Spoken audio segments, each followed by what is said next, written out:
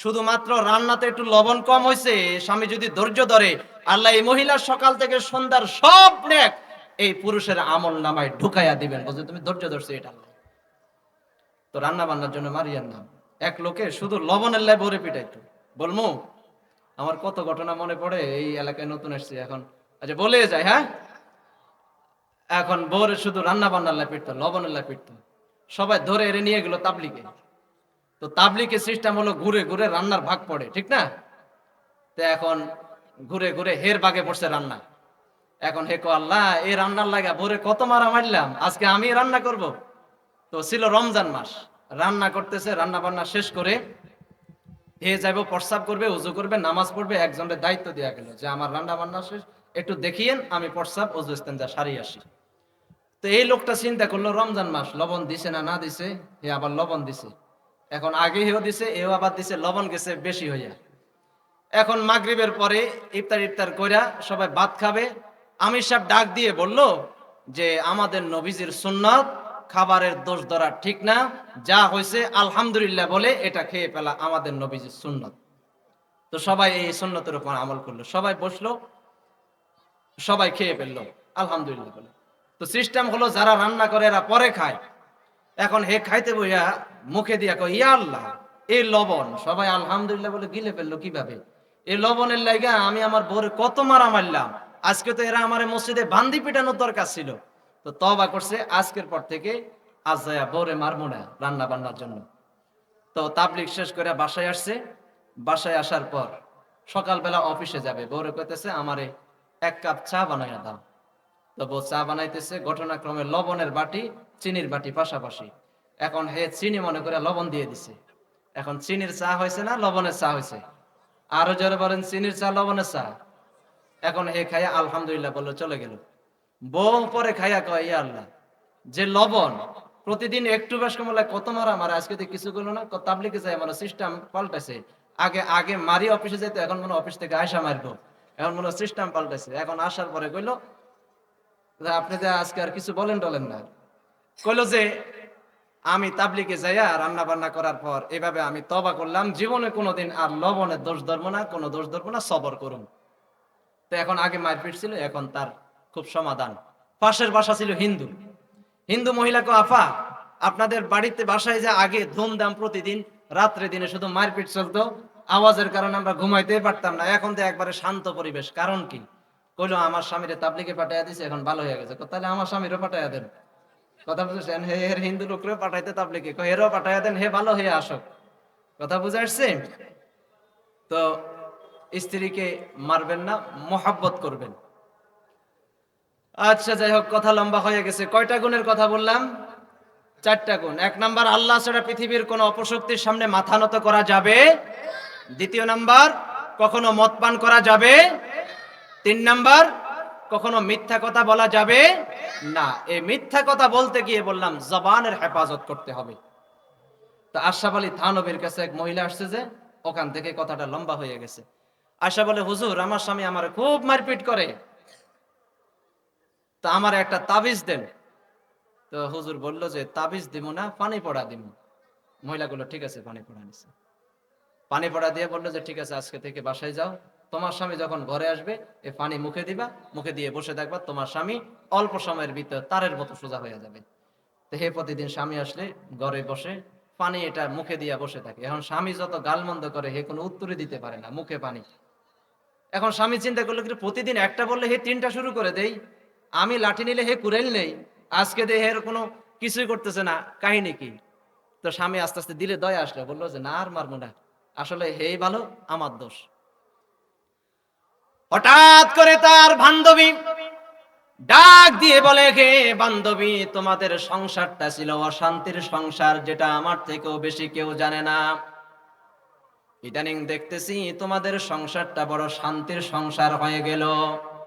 বান্ধবীরে, কার থেকে তাবিজ আনছো, কোন দোয়া পড়েছো, আমাকে বলো, আমি ওই আমলটা করতে রাজি রয়েছি। মহিলা ডাক দিয়ে বলে, ওই যে আশরাফ আলী থানবী, জামানার বড় আলেম, বড় কুতুব, তার দরবারে গেলাম, আমাকে পানি পড়া দিল, বলল আমার স্বামী যখন বাসায় আসবে তখন এই পানিগুলি মুখে দিয়ে বসে থাকার জন্য 1 সপ্তাহ তার দেওয়া এই পানিটা ব্যবহার করলাম, আমল করলাম। 1 সপ্তাহের মধ্যে আমার স্বামীটা তারের মতো সজাগ হয়ে গেল, আমাদের অশান্তির সংসারটা শান্তিতে ভরপুর হয়ে গেল। মেয়েটি ডাক দিয়ে বলে, বান্ধবী চলো ওই কুতুবের কাছে, আমিও যাই। আমার স্বামী প্রতিদিন আমাকে মারপিট করে, আমি বহু তাবিজ দিলাম, কোনো কাজ হলো না। চলো তুমি যে পানি পড়া নিয়েছো, আজকেও আমাকে সেই পানি পড়াটা নিয়ে দাও। আমিও চাই তোমাদের মতো আমাদের সংসারটা যেন শান্তির সংসার হয়ে যায়। রওনা হয়ে গেলেন দুনো মহিলা। আশরাফ আলী থানবীর দরবারে গেলেন, হুজুর কোন পানিটা আমাদেরকে দিলেন, আমার বান্ধবীর জীবনটা সুন্দর হয়ে গেল, হুজুর দয়া করে ওই পানি পড়াটা আমাকে দেন। দীর্ঘদিন পর্যন্ত অশান্তির সংসার আর ভালো লাগে না, এবার একটু শান্তি চাই, আমাকে একটু দয়া করে পানি পড়া দেন। আশরাফ আলী থানবী ডাক দিয়ে বলে, মহিলা রে, আমি ওই সময়তে পানি পড়া দিই নাই, পানিতে কিছু ফুও দিই নাই, আমি শুধুমাত্র তোমার মুখের ভিতরে পানি ঢুকাইয়া তোমার মুখটাকে বন্ধ করলাম, জবানের হেফাজত করাইলাম। জবানটা বন্ধ করে দেওয়ার কারণে তোমার স্বামীর দিলের মধ্যে আল্লাহ রহমত ঢেলে দিয়েছে। এ মহিলা, পানি পড়া লাগবে না, তাবিজ কবজ লাগবে না। স্বামীকে যদি সোজা করতে চাও, জীবনটাকে যদি সুন্দর করতে চাও, দাম্পত্য জীবনে যদি সুখী হতে চাও, একটা মাত্র আমল করো রে মহিলা। 1 নাম্বার আমল হলো, জীবনে কোনোদিন স্বামীকে জবান দিয়ে খারাপ কথা বলতে পারবা না, কোনোদিন দুর্ব্যবহার করতে পারবা না, তোমাদের সংসারটা শান্তির সংসার হয়ে যাবে। আমাদের নবী সাল্লাল্লাহু আলাইহি ওয়াসাল্লাম বলেছেন, 3টি গুণ যার মধ্যে থাকে, আকাশের মালিক বলে এই ব্যক্তির চরিত্র ফুলের মতো পবিত্র। আমাদের দেশে নির্বাচন আসলে তখন তার চরিত্র ফুলের মতো পবিত্র বলে কিনা, আরো জোরে বলেন।